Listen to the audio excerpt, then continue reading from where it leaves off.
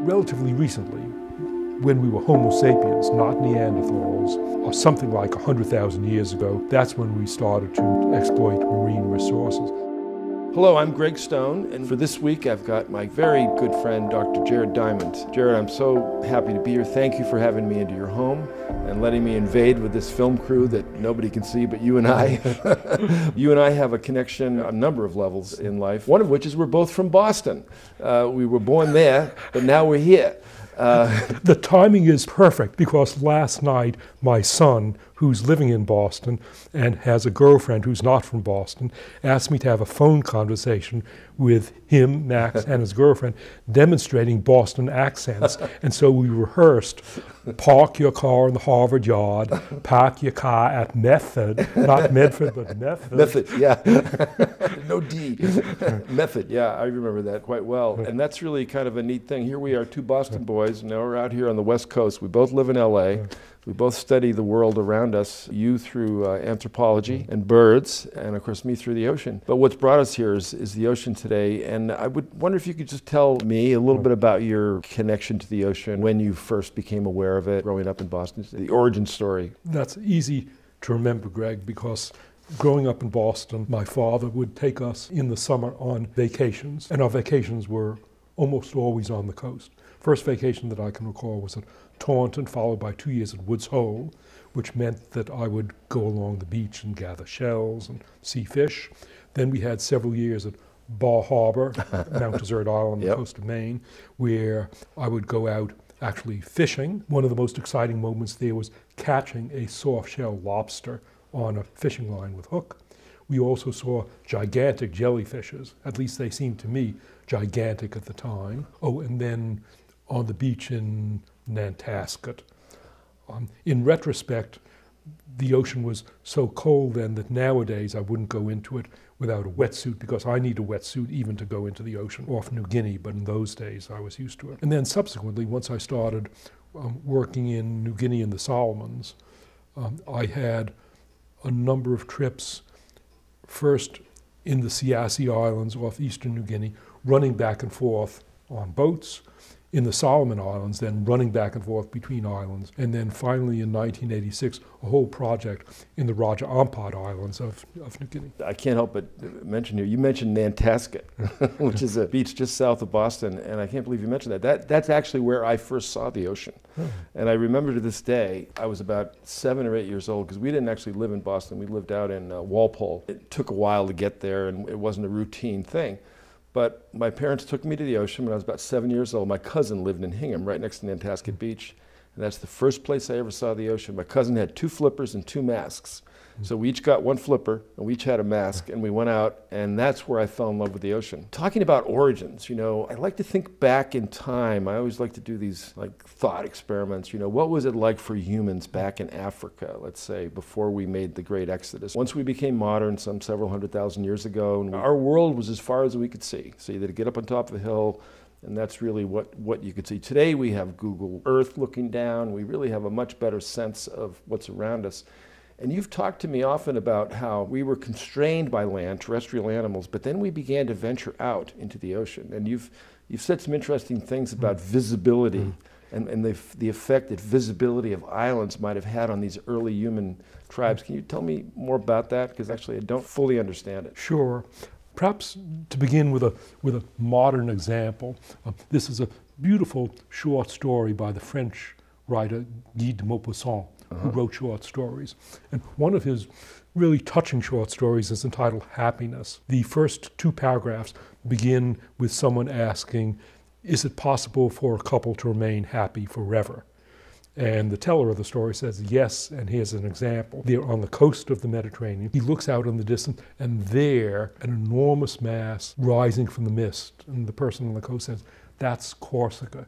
You can see it only 2 or 3 times a year, but it's emerging from the clouds now. We can see Corsica, dozens of miles off.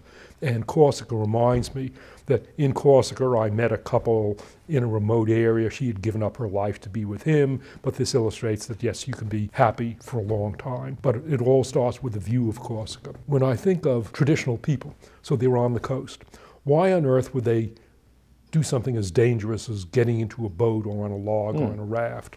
Certainly initially they would do it only if they could see land out there. To go out without land being visible is literally suicidal. And that means that the parts of the world where people would be motivated to use boats would be the parts of the world where there are islands to see. There are really only two parts of the world where there are lots of islands that you can see from the mainland. One is the Mediterranean, with Corsica, Sicily, Crete, and Cyprus. And the other is Southeast Asia and the New Guinea region, which are just dotted with islands as you go from the Malay Peninsula out to the Solomon Islands, past Indonesia and New Guinea. Always an island is visible from the previous island until you reach the end of the Solomons, which is the end of visibility. And not surprisingly, I think, the Mediterranean and Southeast Asia, New Guinea, those are the two parts of the world where there were great traditional navigators, Europeans and then ultimately the Polynesians. Whereas Africans themselves apparently never reached Madagascar because it was invisible. Native Americans were not ocean-going, and Australians were not ocean-going. I think this is the effect of island visibility on behavior, but it then raises the question, why would anybody set out to sea like the Polynesians where there's nothing visible? And everybody talks about Polynesians, but there were others besides Polynesians, right? Who were the first ones? Tell me about that story of going out and coming back. And Sure.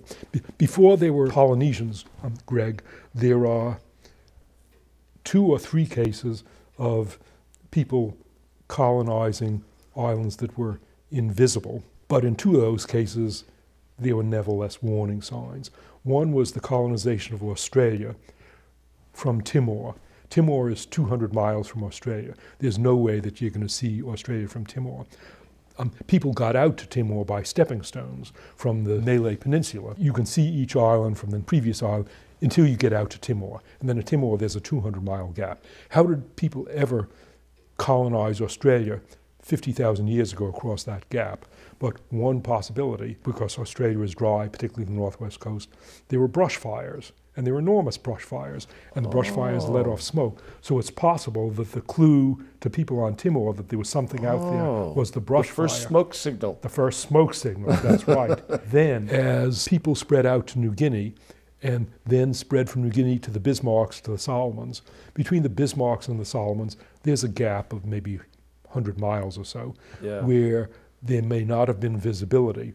But on the other side of that gap was a Bougainville, and Bougainville has Mount Balby, and Mount Balby blows off, so a warning sign for the people on New Ireland would be the volcanic dust, the intermittent explosions. That's the second sign. So there's intermittent signs. But then comes the case, the Polynesians, going out across gaps where there's absolutely no possibility of firestorms or of volcanic explosions.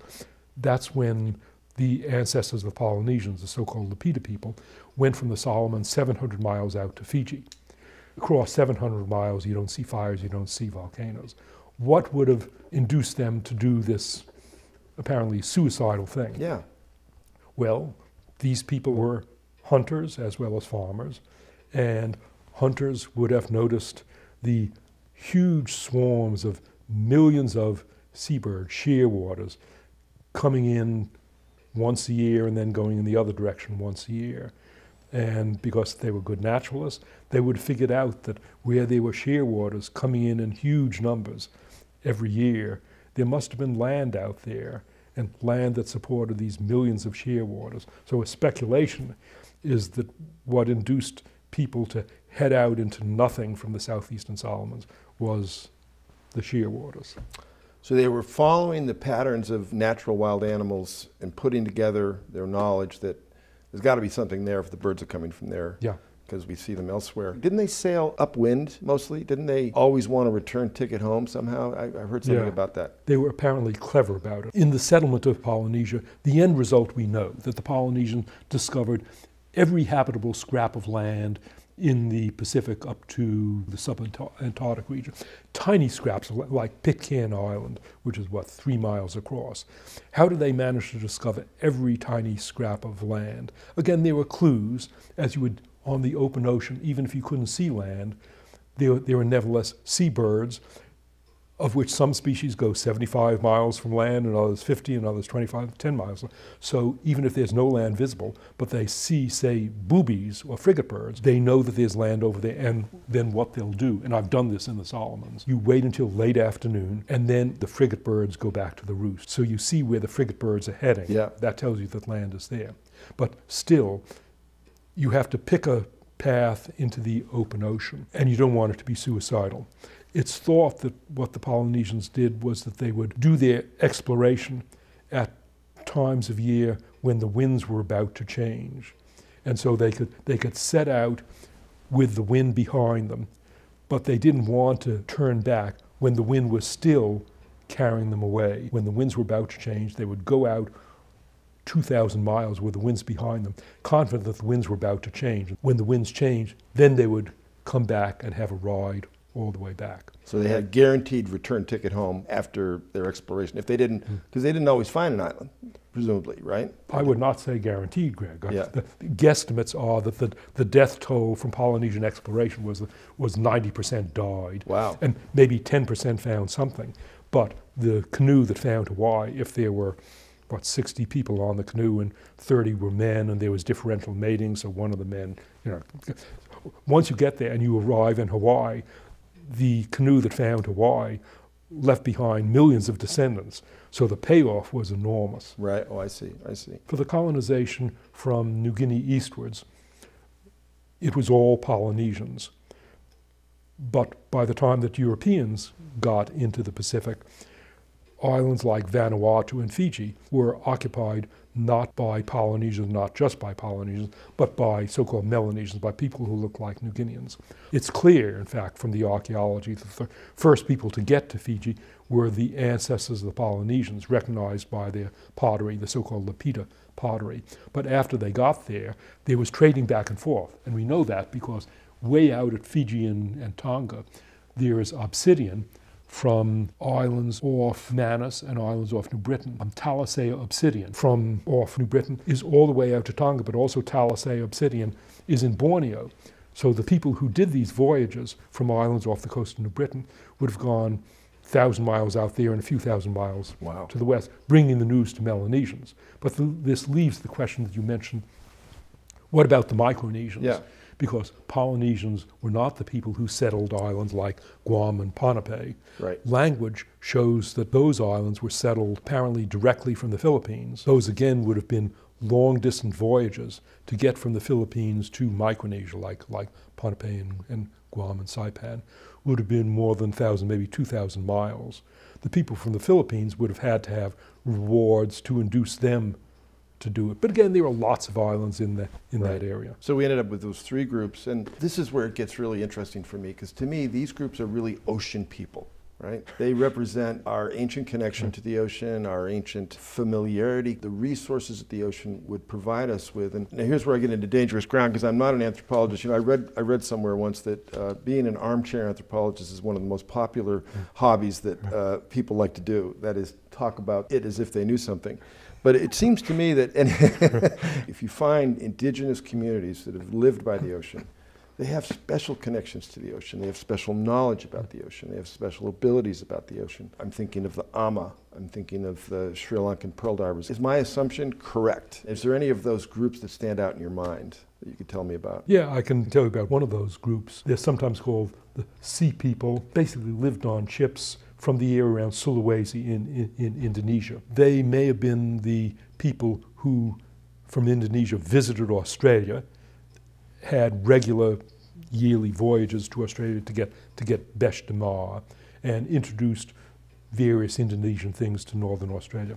I had one run-in with the Sea People. Oh. It ended. Okay. It was a potential run-in. Yeah. It ended safely, but I was doing bird surveys in the western Papuan Islands. I had heard that there was a beautiful lagoon with undercut coral masses, but we couldn't find the entrance to the lagoon. So we were looking around, and then on a beach, I saw a couple of big canoes pulled up, and I and my friend went over to the beach to ask the people on the beach, where's the entrance to the lagoon? As we landed on the beach, I realized Jared, this is a potential mistake. These are really rough-looking people.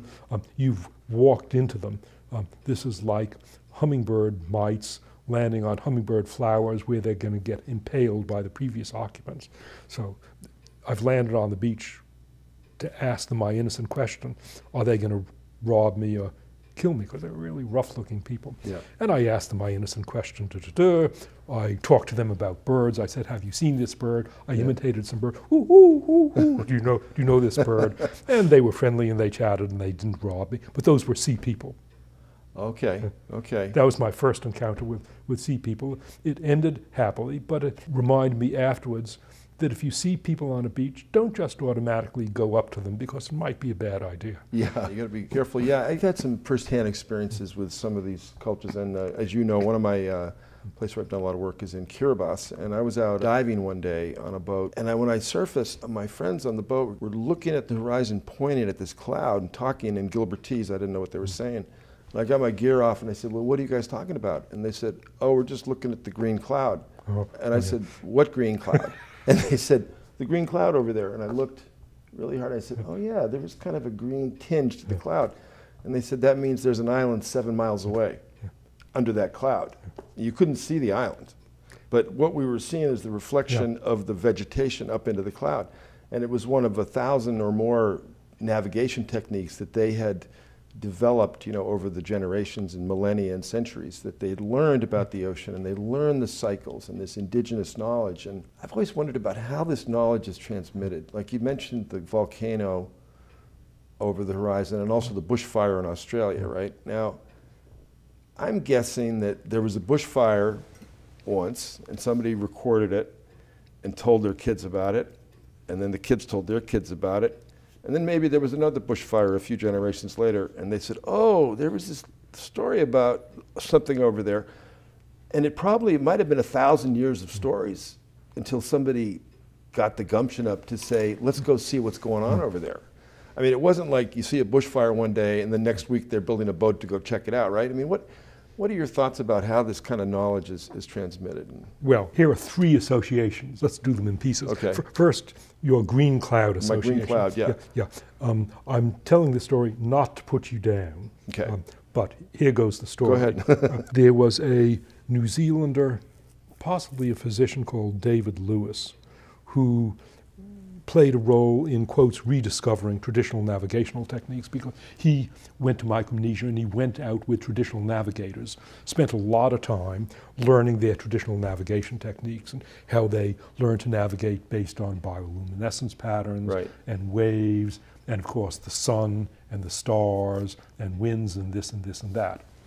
And he felt that he was beginning to understand them and getting good at, and seabirds, and getting good at recognizing when there was an island off there. Right. Well, one day he was out with his Micronesian friends, and in the distance there was a cloud, and on the underside of that cloud was what you saw. There was a faint green coloration on the underside of the cloud. So he thought, aha, that means that cloud is over an island.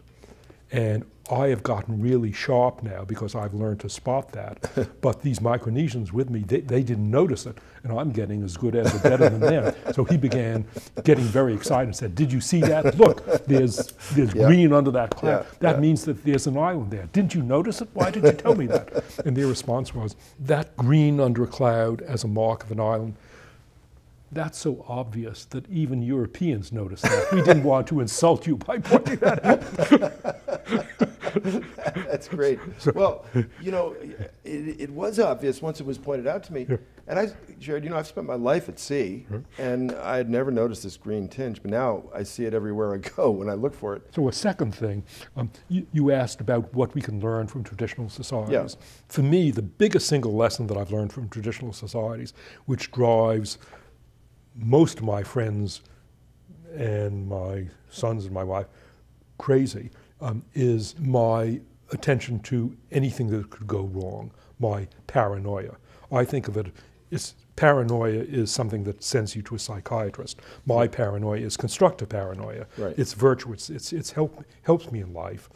I think of whatever could go wrong, and as a result, I avoid trouble in a way that most Americans don't. I learned paranoia, of course, from New Guineans, And the first incident that drove it home to me was in 1966, when I was with a batch of New Guineans studying birds on a mountain, and it was time to shift camps and go up the mountain and establish a camp a few thousand feet higher up. So we marched up the mountain, and in the afternoon we arrived at what seemed to me like a perfect place for a campsite. It was where the ridge broadened out. There was a steep drop-off, so I could stand at the edge of the ridge and look out at parrots and swifts. And on the ridge there was an enormous tree, straight trunk, and so I told the New Guineans with me, drop the gear and pitch my tent under that tree. What a beautiful sight to spend a week. And they really got agitated, really agitated. And they said, no, what's the matter? Mm. And finally they said, look at that tree. It's dead. It might fall over on us. I looked at you, okay, the tree was dead, but it was a tree about 9 feet in diameter and 100 feet high. And I said, yeah, it'll fall over 75 years from now. It's certainly not going to fall over tonight, precisely when I'm sleeping under it. But no, there was no way that they would sleep under that tree. I did. They slept about 100 yards away. And of course, the tree didn't fall over me that night.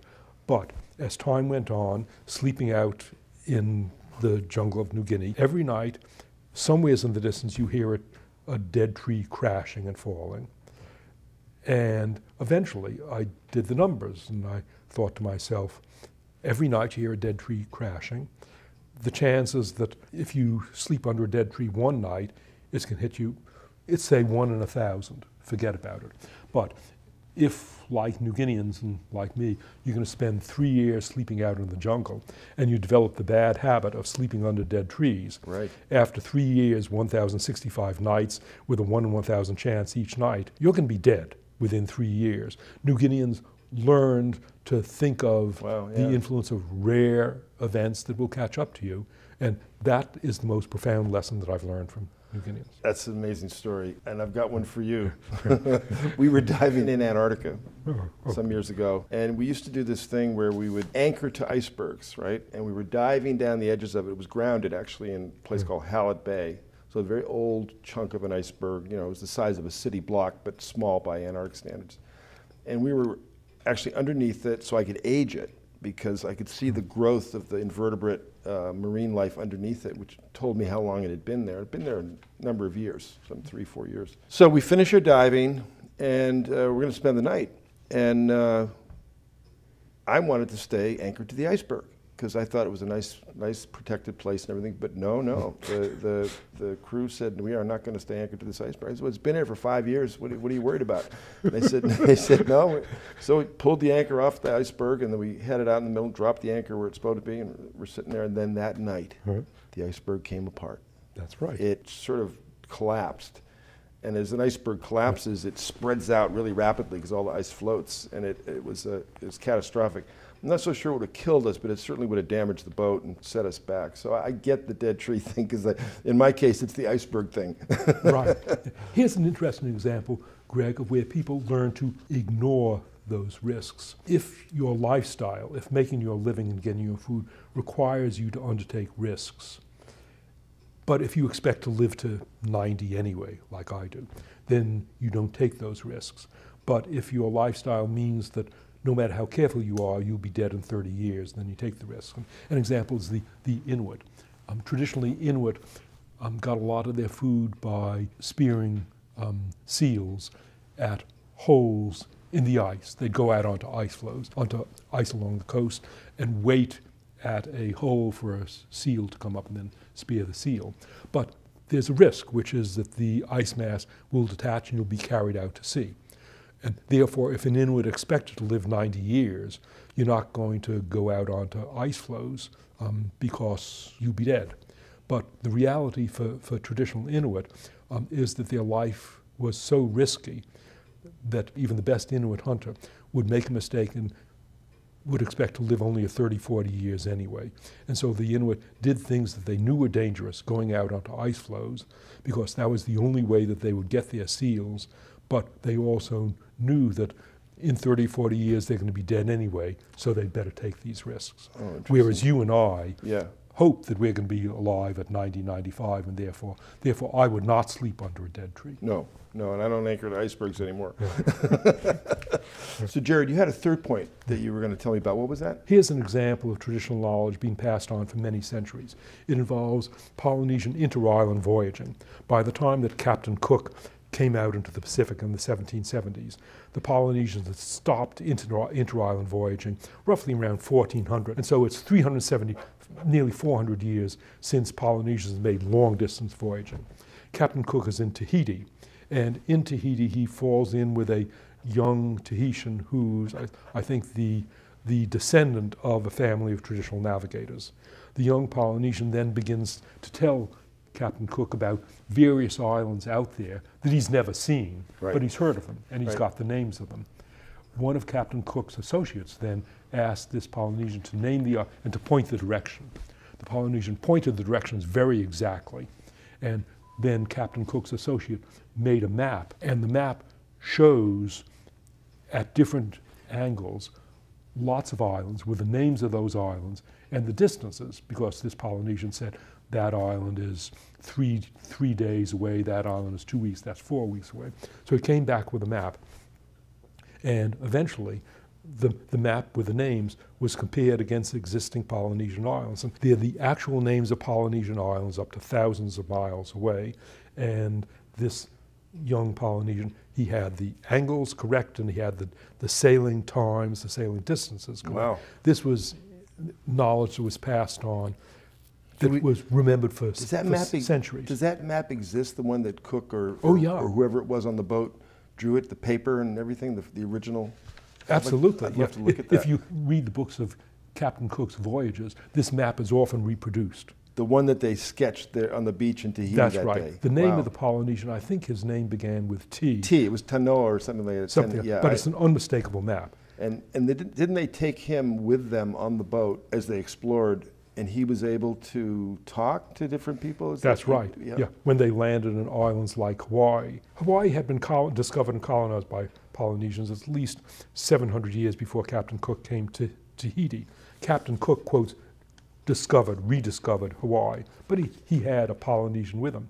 And when they landed, and it happened not just at Hawaii but at other islands, the Polynesian from Tahiti encountered these Polynesians on shore whose language had diverged for 7 centuries. And so there were differences, but nevertheless he could converse with them as if we today discovered an island that had been colonized after the time of Beowulf, but a little before Chaucer. And we spoke with people speaking Old English. Yes, it's hard work to understand Chaucer, but nevertheless we could decipher something of it. And that's the best explanation I've had, actually. Thank you, because I've thought about these dialects in the Pacific and how they're different, but using that to help me get it is a good one. And isn't Icelandic the original Old English? No, Icelandic is basically Old Norse. Iceland was colonized from Norway, and it's a Scandinavian language, whereas Old English is derived from Frisian, the language that's now spoken on the coast of the Netherlands and Germany. The Anglo-Saxons and Jutes, who were the people who colonized Britain, driving out the Celts. The Anglo-Saxons and Jutes came from the coast of Netherlands and Denmark and Germany, and Frisian is still spoken there. So the Frisian is the modern language most closely related to English. And Old English, of course, is even closer to Frisian. So when you look at this root South Pacific language, did that extend to Melanesia and Micronesia and all the island groups, or were there any differentiations in there, or is it one cluster? There are multiple languages out there. All Polynesian languages are derived from an inferred Proto-Polynesian, and by comparing the different modern Polynesian languages, you can recognize the commonalities and figure out what Proto-Polynesian was like. So all Polynesians have languages derived from a single language, which is presumably the language of the Lapita colonists. Yeah. But after the Polynesians came out, there were other people, the Melanesians who came out, so that, for example, on Vanuatu, they're not Polynesian languages. They're Melanesian languages, possibly from a couple of sources, because after the Polynesians settled Vanuatu, they then went back and they brought Melanesians out with them. Yeah. Oh, yeah, here's a probably a grisly example of language replacement. In the Solomons, there are so-called Polynesian outliers in the Solomons. The Polynesians went east, all the way to Easter Island. But then they started coming back, and they also sent prospecting voyages out to the west. And most of these prospecting voyages ended up on islands where there were settlers, and the settlers would kill or drive off the Polynesians. The westernmost island that Polynesians succeeded in occupying is an outlier of the Solomons called Rennell Island. Rennell is famous because it's got the biggest freshwater lake of the Pacific, which is the Old Lagoon. Rennell was a coral reef that got lifted 30 feet up into the air, and the Old Lagoon then became this big freshwater lake. The people of Rennell Island today, they speak a Polynesian language, but they're somewhat dark-skinned. They're darker skinned than Polynesian. And they have a tradition that said, when we arrived at Rennell, on Rennell, there were a people there, the Hiti, and eventually we killed the Hiti and came to occupy Rennell Island. But the fact that the Rennell Islanders today are darker skinned than other Polynesians implies that, yeah, they killed the Hiti, but they didn't kill all of the Hiti. You know, you're talking about language. I was just with some friends, colleagues of mine from Micronesia. I was in Fiji about a week since I've seen you. I was down in Fiji, and they're professionals, and they wanted to show me, one of them wanted to show me some text that he was having with his Micronesian colleague from Kiribati. And it was just a business text, and I read it, and then I said, hey, wait a minute. Why are you guys writing in English? It's your second language. And they spoke perfectly good English. One of them was pretty heavily accented, and I could see him searching for words once in a while, but perfectly fluent in English. And why don't you guys use Gilbertese when you're talking to each other in your texts? And he says, oh, that's an easy answer, Greg. And I said, what is it?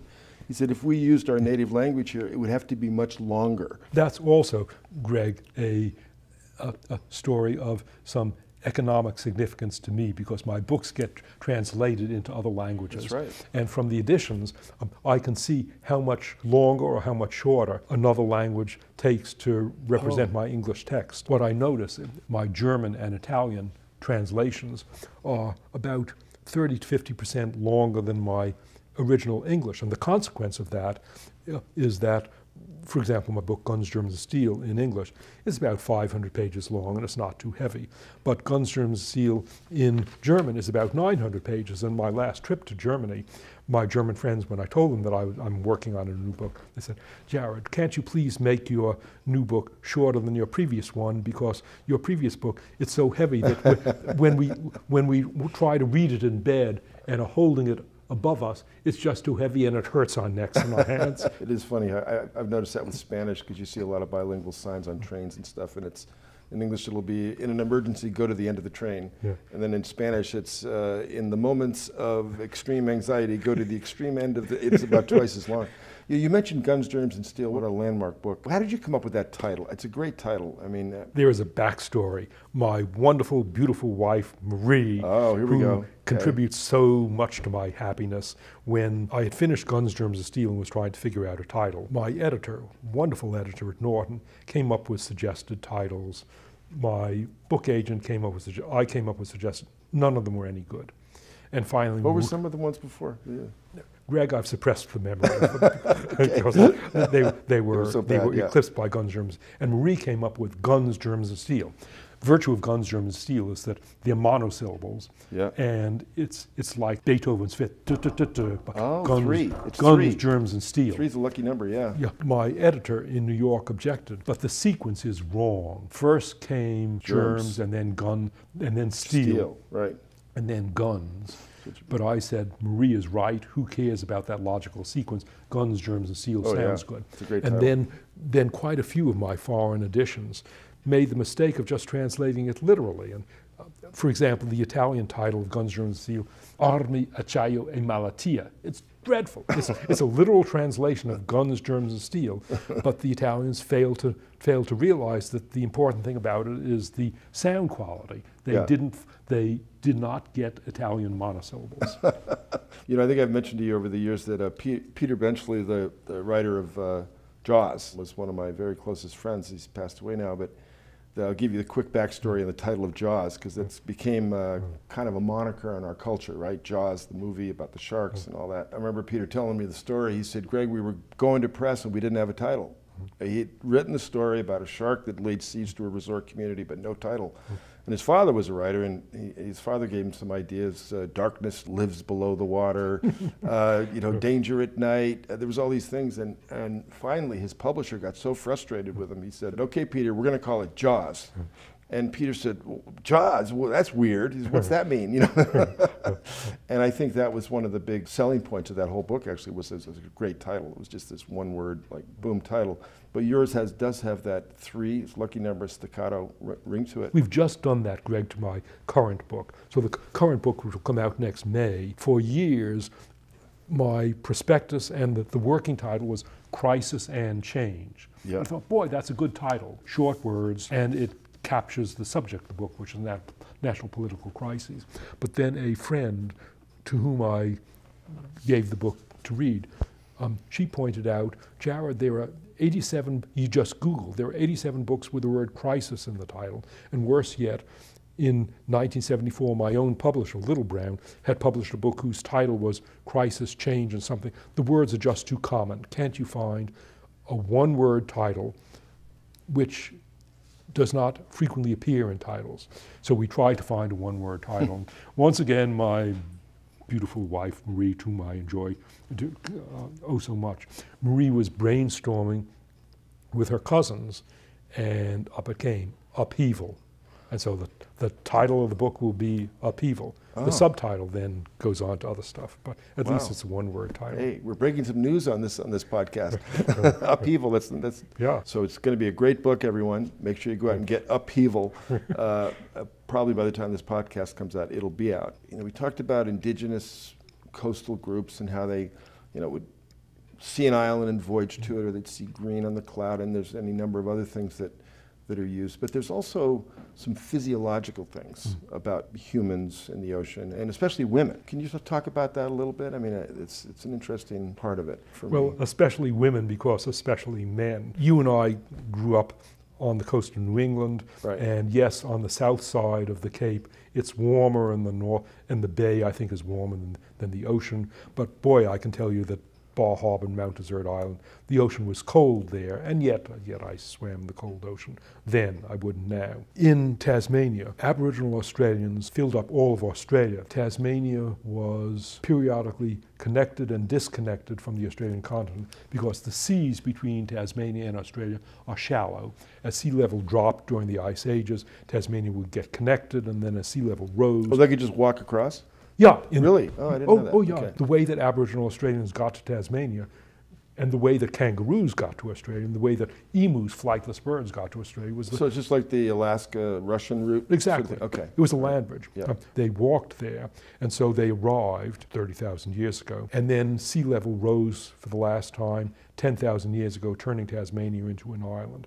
But Tasmanians did not have boats. They had bark rafts or bark canoes that waterlogged rather quickly. So they could only go at most a few miles with a boat. The waters around Tasmania are very cold, and yet the waters, they're rich in seafood such as lobsters and mollusks, which means that if you're willing to dive into those really cold waters, there's good stuff there.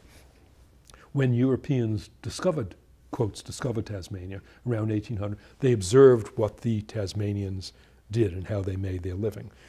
The way that Tasmanians got their lobsters and clams was that the women, not the men, would go diving, and they would go down there and get the lobsters and bring them back to the beach.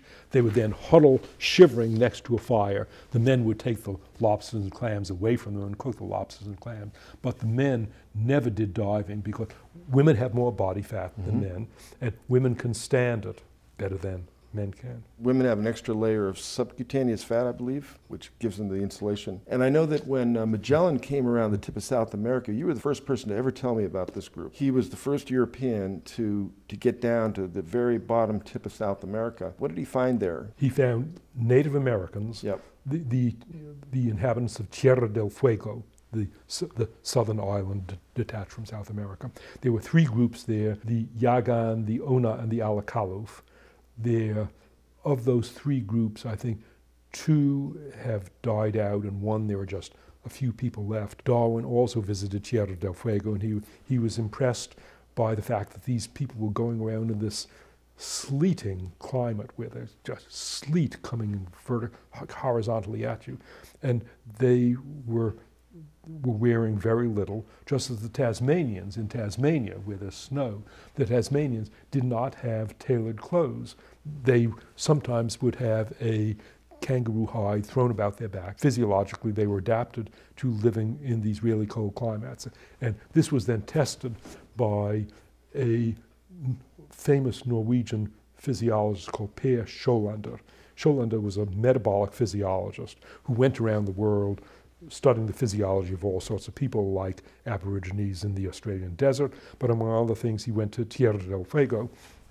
He wanted to understand how Fuegians could deal with this cold climate. Didn't they dive, the Fuegians? They went to the ocean, didn't they, to collect food? The Fuegians? Yeah. Yeah. They would also that's cold. That's really cold water there. Sure. Yeah. Okay. Yeah, they would get food from the cold water as well. Yeah. So Sjolander, to measure their metabolic adaptations, he routinely tested people's reaction to cold by having people put a leg in a tall bucket of ice water. And then he would measure when they would start shivering and their drop in core temperature. There's a wonderful picture showing side by side a Fuegian with his foot in an ice bucket and one of Sjolander's Norwegian colleagues with his foot in the ice bucket. And after 15 minutes, the Norwegian is shivering and can't stand it, and the Fuegian is just sitting there, locked out after half an hour. No problem, huh? No problem. But similarly, the Inuit are known to be able to tolerate cold much better there. Now, let's talk about tolerating heat and Japanese. So Japan is temperate. There's no tropical part of Japan. This now has to do with the function of our sweat glands. Right. If you look with a microscope at your skin, you will see that you have more sweat glands on your skin than you have droplets of sweat when you are sweating, which means that of your anatomical sweat glands, some are functional and some are non-functional. Here was the observation that set that off. After World War I, the Japanese occupied German tropical colonies. They occupied Guam, Saipan, Rotan, and Tinian. And so lots of Japanese colonists went out to these tropical islands. Baby Japanese were born there. Some of the colonists from mainland Japan went out there as one-year-old babies, settled the tropical Marianas. Some Japanese born in Marianas would go back to Japan at 6 months, 1 year, 4 years, and so on. And some Japanese physiologists noticed that some Japanese are comfortable in the Marianas and some are not comfortable. And then they began looking at the skin, and they noticed some sweat glands become functional. For you and me, Greg, probably half of our sweat glands are functional. They then looked at functionality of sweat glands in Japanese from mainland Japan who went to the Marianas at 1 month, 6 months, a year, 2 years, 4 years. They also looked at Japanese born in the Marianas who came back to mainland Japan at different ages. And it turns out that the percentage of your sweat glands that are functional depends upon the climate that you're experiencing during your first 2 years of life. If you're growing up in a tropical climate for 2 years, then essentially all your sweat glands become functional. Whereas if you're growing up in a cold climate, then only half of your sweat glands become functional. But what counts is where you spend the first 2 years. And so Japanese who were born in the Marianas and at the end, 2 years came back to mainland Japan, were comfortable in mainland Japan in the hot summer. Whereas Japanese from mainland Japan or Japanese born in the mainland Japan who went out to the Marianas after age 3, half of their sweat glands remain non-functional. So it helps you cool. Yes, it helps you cool. And that's an example of what's called critical period programming. Right. This is a big thing in development. Similarly with your eyes, whether you can see for the first 6 months determines whether you'll ever be able to see. But it illustrates that your experiences in your first either 6 months or 2 years, a critical period that varies with you. Does it make people that were born in the tropical place Does it make it harder for them to stay warm in a cold place? I don't know whether the opposite, The opposite has been done. Because, there's always that thing about thin blood. There was a scientist, I believe his name was Haldane, made the remark that only humans can run a mile, swim a mile, climb a tree, and then dive down into the ocean like 30 feet of all animals on the planet.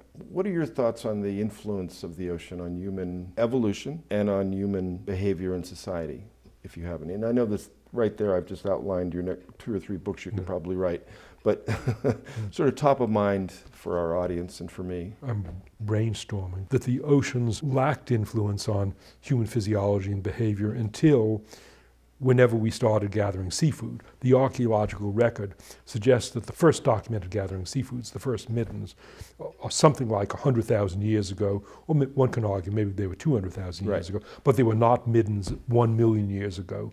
So at some point, relatively recently, when we were Homo sapiens, not Neanderthals and not Homo erectus, but when we were sapiens, and possibly when we were behaviorally modern sapiens, that's when we started to exploit marine resources. But then this goes back to the point, Greg, that I mentioned about Native Americans from the Pacific Northwest being hunter-gatherers, but settled in permanent villages, and Native Americans, the Calusa tribe of Florida.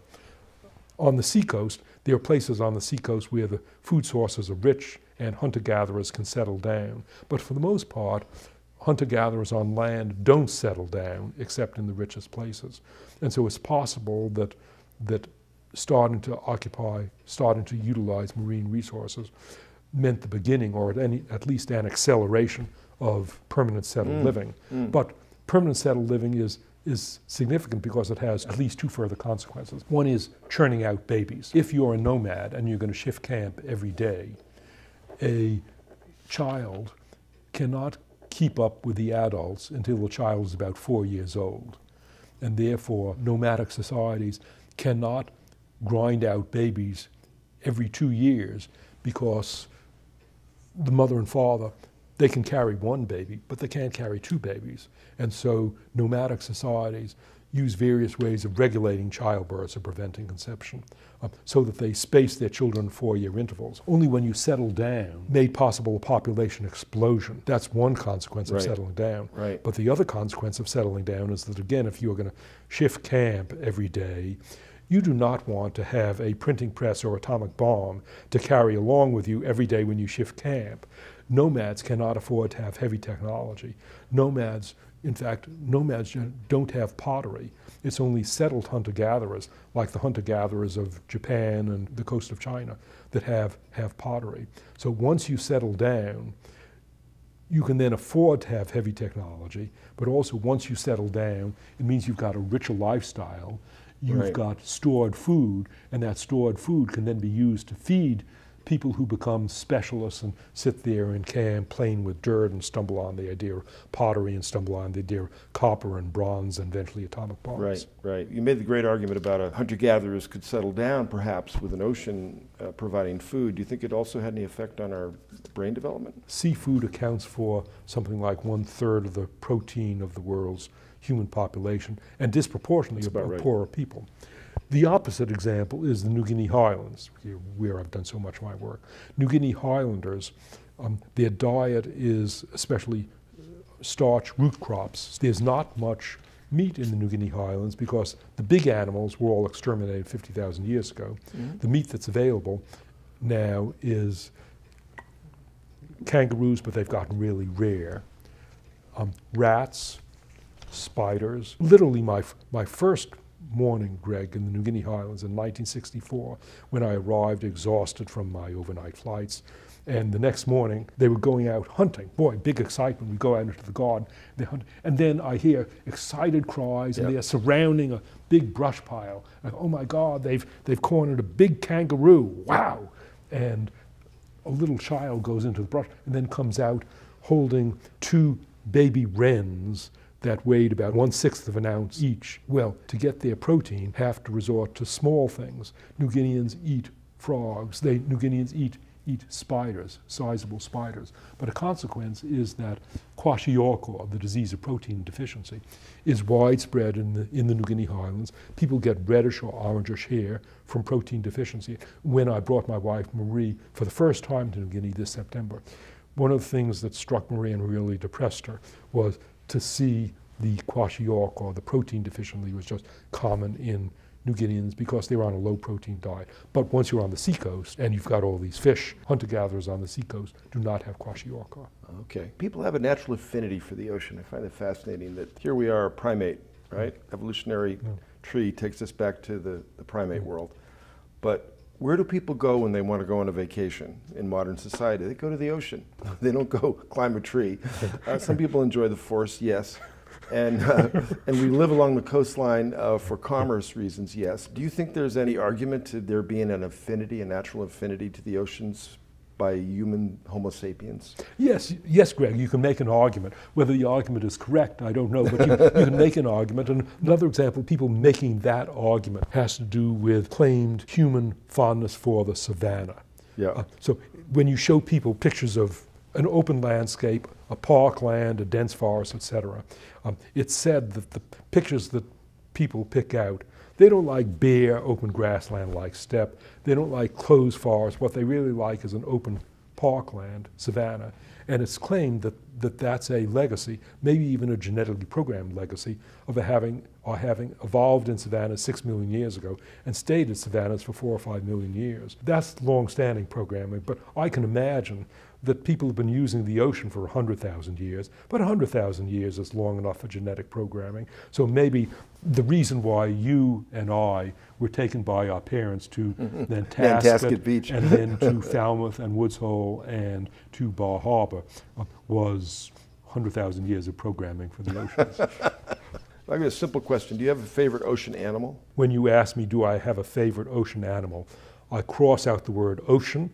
I translate your question to, do I have a favorite animal? We'll go there. And my favorite animal, New Guinea tree kangaroos. They are so adorable. So I discovered a previously unknown population of tree kangaroos in the uninhabited Foya Mountains of Indonesia, New Guinea. They are red and yellow and pink with spots. You discovered this? I discovered. Species? Wow. I discovered them. That's a big deal. When I was helicoptered into the Foya Mountains, there were these tree kangaroos, and they were tame because they had never seen people. So they're the most colorful marsupials, red, yellow, pink spots and stripes. What'd you name them? What was your Latin scientific name? I didn't collect. Yeah, because these are uninhabited mountains, and I wasn't doing any collecting. Oh, so you did observational. Yeah. It was observational. This tree kangaroo, it's so adorable. It's childlike. It's got a short nose and short limbs. And Lisa Daybeck, a wonderful mother of tree kangaroo conservation, sends out an annual report, and her annual report just arrived with a pair of tree kangaroos on the cover. Marie bonded. I saw that Marie took that magazine, put it, it's on our bathroom now where she's going to... I bet their eyes are big too, right? Oh, their eyes are big too. And today I have an email going out to Lisa Daybeck saying, Lisa, can you send us a PDF so that I can blow it up and get a big picture of those tree kangaroos for my wife? Because I've just noticed people love creatures with big eyes. I think it's part of our programming. Yeah. And it's one of the things that's helped pinniped or seal conservation is all you need to do is have a seal, you know, with those big brown eyes looking up at you, and you want to pull out your wallet and, you know, spend money to conserve them. Whales too. There are dozens of things that I can add, but let me add one specific thing, and that's the end of Polynesian inter-island voyaging. Mm-hmm. So why is it that Polynesians, beginning around AD 800, started heading off in every direction? In order to discover all those islands, they had to take a bearing. They had to say, I have a hunch that the rising of Capella, that there's land out there, and so they go out. And there was inter-island voyaging, we know, from about 800 to AD 1400, and AD 1400 it stopped. Why did it stop? Yeah. Here's my guess for why it stopped. Inter-island voyage, why would you do something as suicidal as set off in a canoe? Well, every now and then a canoe comes back, and it says, I've discovered this landmass where there were big flightless birds and it's uninhabited. This is a great place to colonize. And so as long as every now and then a voyager came back and said, I've discovered an uninhabited island, that would then motivate further people to come Oh. out. But by AD 1400, They'd all been every discovered. scrap of land in the Pacific had been colonized, and it meant that when Polynesians headed out and they landed somewhere, they got killed on the beaches. And so either nobody came back, or out of the canoe of 60, 2 came back and said the other 58 were killed there. And so my guess is that it's when I love that available explanation. targets disappeared that inter-island I foreign love that shipping. explanation. Isn't that a good example of Occam's razor? I think so too. There are of course other theories. There are anthropologists and archaeologists who say it's because of change in the ocean currents, or a change in the wind currents, or a shift in star patterns, or a rise in sea level. But my guess is it's human psychology. Maybe you can come back for another episode sometime. Gladly. All right. Thank you very much, Jared, for taking me on a fascinating ride of talking about these things. I've always enjoyed it. And thank you, listeners, for being with us this week.